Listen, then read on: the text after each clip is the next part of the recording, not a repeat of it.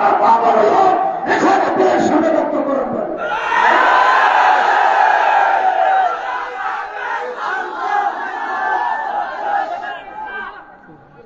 عليكم ورحمة الله نحمد الله تعالى ونصلي على رسوله الكريم أما بعد أعوذ بالله من الشيطان الرجيم بسم الله الرحمن الرحيم إنما أشكو بثي وحزني إلى الله صدق الله العظيم আমির হেফাজত বাংলাদেশের আলেমকুল শিরোমণি এদেশের 18 কোটি তৌহিদি জনতার আধ্যাত্মিক রাহবার শাইখুল ইসলাম আল্লামা শাহ মুহিবুল্লাহ বাবুনগরী হাফিজাহুল্লাহ তাআলার আয়োজনে আজ আমাদেরকে এই সম্মাননা প্রদানের উপলক্ষে আয়োজিত সমাবেশে উপস্থিত হযরত উলামায়ে কেরাম, প্রাণপ্রিয় তৌহিদি জনতা, হেফাজতে ইসলাম বাংলাদেশের স্থানীয় ও প্রত্যন্ত অঞ্চল থেকে আগত আমার প্রাণপ্রিয় নেতাকর্মী ভাইয়েরা, সংক্ষিপ্ত কয়েকটি কথা।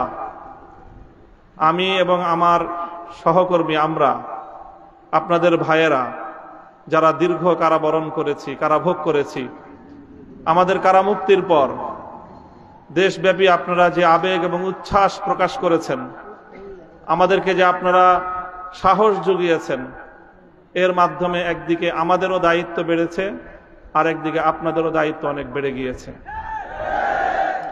প্রথমে আমি আমাদের দায়িত্বের কথাটা বলি। আলহামদুলিল্লাহ, আমাদের কষ্ট হয়েছে।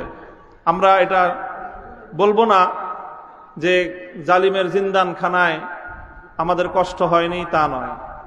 আপনজন থেকে বিচ্ছিন্ন থাকা, স্বাধীনতার জীবন হরণ করে বন্দি খাঁচায় আমাদেরকে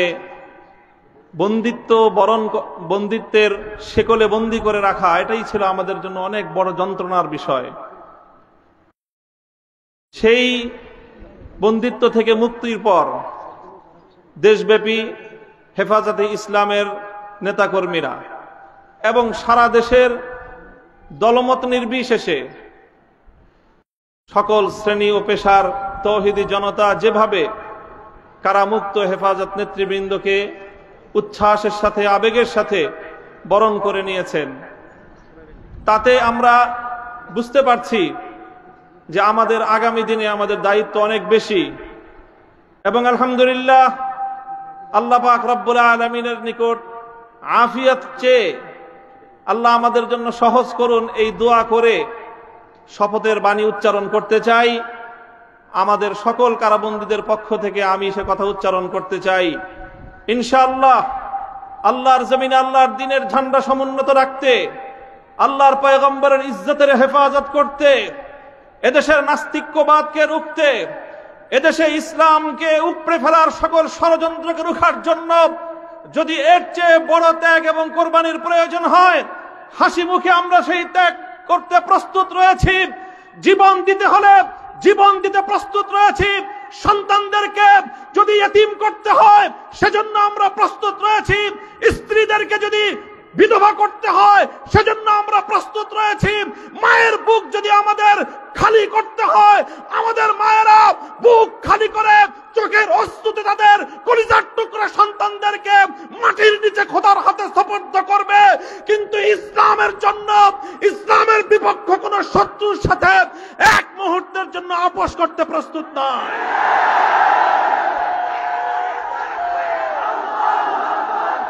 সময় কম, আমার স্পষ্ট পয়গাম, সব অন্যায়ের ক্ষমা রয়েছে, গাদ্দারি আর বিশ্বাসঘাতকতার কোনো ক্ষমা নাই। যারা গাদ্দার এবং বিশ্বাসঘাতক হিসেবে পরিচিত হবে, প্রমাণিত হবে, আগামী দিনে তাওহীদি জনতা তাদেরকে ঠাঁই দেবেন না ইনশাআল্লাহ। উলামায়ে কেরাম, হেফাজত নেতৃবৃন্দ যেভাবে শপথে বলিয়ান হলেন, যারা আমাদেরকে এভাবে সমর্থন যোগাচ্ছেন, আপনারা তো সমর্থন যোগাচ্ছেন, কিন্তু আপনারা কি কথাটা টের পান যে আপনাদের এই অভূতপূর্ব সমর্থনের কারণে রাষ্ট্রযন্ত্রের পক্ষ থেকে আমাদের উপর চাপটা কিন্তু আরো বেশি বেড়ে যায়। এই যে আজকে আমাদের উপরে এই অকথ্য নির্যাতন, এই যে লাঞ্ছনা, এই যে গঞ্জনা আমাদের উপর, কারণ এদেশের মানুষ আমাদেরকে ভালোবাসে। কারণ আমরা যেখানে যাই মানুষ আমাদের প্রতি আবেগ এবং উচ্ছ্বাস প্রকাশ করে। এখন আপনারা যদি আবেগ আর উচ্ছ্বাস প্রকাশ করে ঘরে গিয়ে বসে থাকেন চুপ করে, তাহলে আমাদের উপর কিন্তু চাপটা, জুলুমের স্টিম রোলারটা আমাদেরকে কিন্তু নিষ্পেষণ করে দিবে। তখন আপনাদের আবেগ প্রকাশ করার কিন্তু আর কোনো জায়গা অবশিষ্ট থাকবে না। এই জন্য আমি আজ আমাদের আমির, এই জনপদের সকল আলেম ওলামার আমির, এই জনপদের কোটি কোটি তৌহিদি জনতার অবিসংবাদিত আধ্যাত্মিক রাহবার আল্লামা মুহিবুল্লাহ বাবুনগরীর এই মজমাকে সারা দেশের প্রতিনিধিত্বশীল মজমা হিসেবে গ্রহণ করে আমি এ জাতির কাছ থেকে জিজ্ঞাসা করতে চাই, আগামী দিনে ইসলামের কথা বলার অপরাধে, আল্লাহর পয়গম্বরের ইজ্জতের পক্ষে কথা বলার অপরাধে শাপলা চত্বরের আমার ভাইয়ের রক্তে রঞ্জিত শাহাদাতের কথা বলতে গিয়ে হঠাৎ আমার যে সকল সন্তানদের বুকগুলোকে জালিমের বুলেটের আঘাতে ঝাঁঝরাতে হতে হয়েছে, ব্রাহ্মণবাড়িয়ায় যেভাবে পাখির মতো গুলি করে আমার সন্তানদেরকে শহীদ করা হয়েছে, সেই সন্তানদের পক্ষে কথা বলতে গিয়ে আমাদের কণ্ঠ যদি আবার চেপে ধরবার চেষ্টা করা হয়, তাহলে আপনারা রাজপথে তার মোকাবেলা করবার জন্য প্রস্তুত থাকবেন কিনা?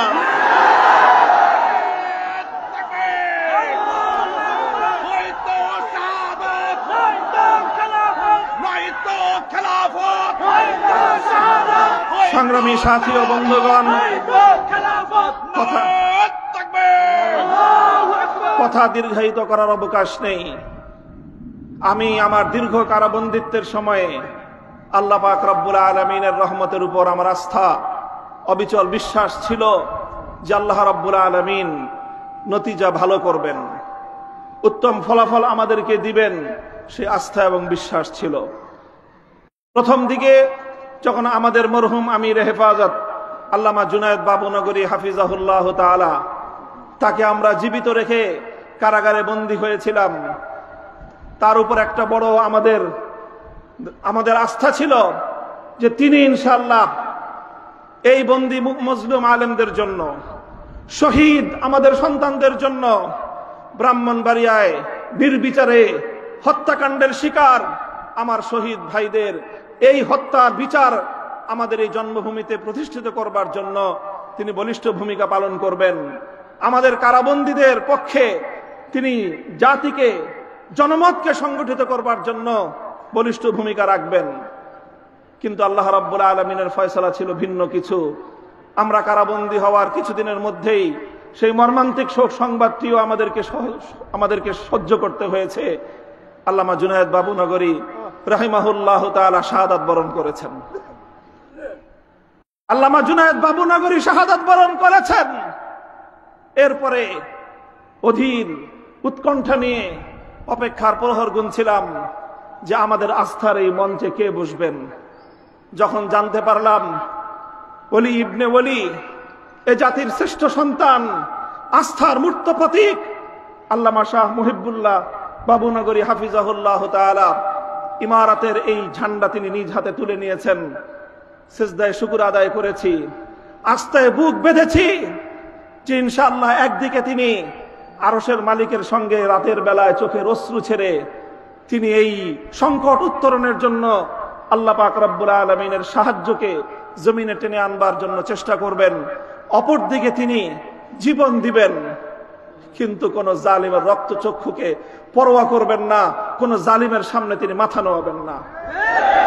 এই আস্থা ছিল এবং আলহামদুলিল্লাহ আলহামদুলিল্লাহ আমি আমার উপলব্ধি হলো এই যতটুকু আস্থা শুরুর সূচনাতে ছিল, আজ পর্যন্ত আমরা আমাদের আমির হেফাজতের থেকে তার আচার আচরণ, তার ভূমিকা আমাদের আস্থার চেয়ে বহুগুণ বেশি পেয়েছি।